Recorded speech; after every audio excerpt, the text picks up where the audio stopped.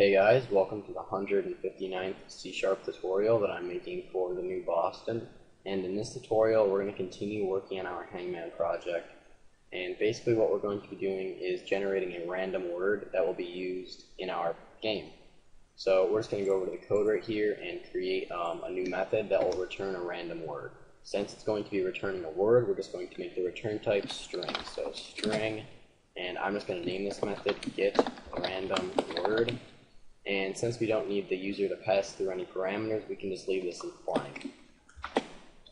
Alright, now there are many different ways of going about getting a random word, but what we're going to be doing is downloading a web page that has basically a big list of words on it, and then we're going to convert that into a string array using the split method.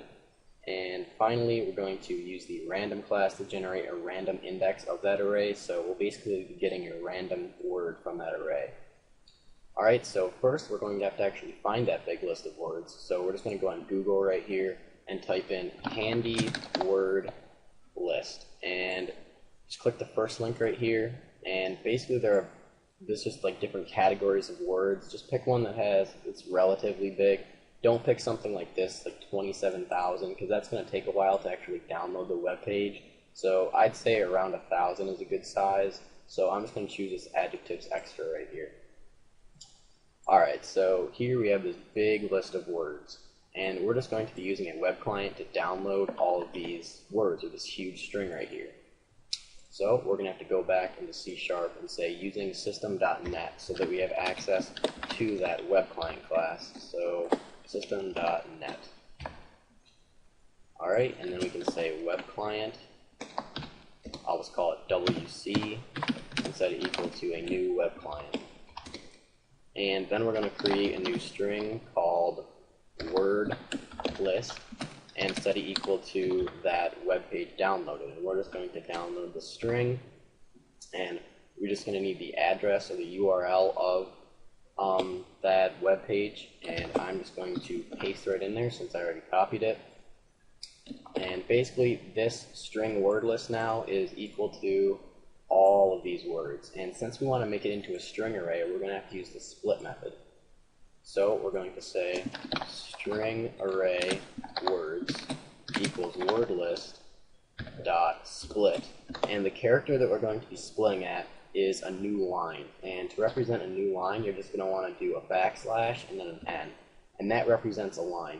And the reason that you can have two characters in here is because this is considered one character since it's just a new line, or it represents a new line.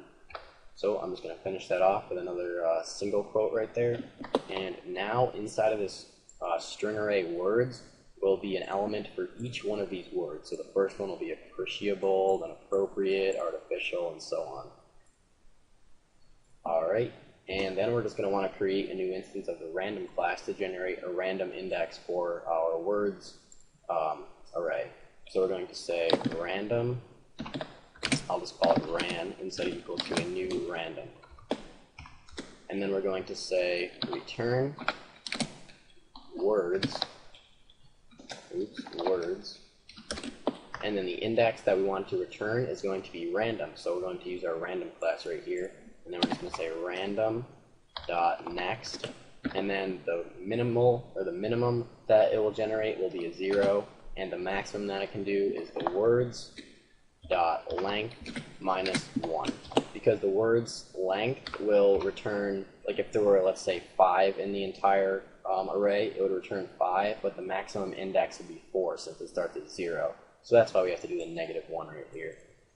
Alright, now let's just call this method when, well, I guess on this draw hang post method, since this is called when the form is shown. So we're just going to call it in here, and we're just going to say get random word, and we're just going to display this random word in a message box.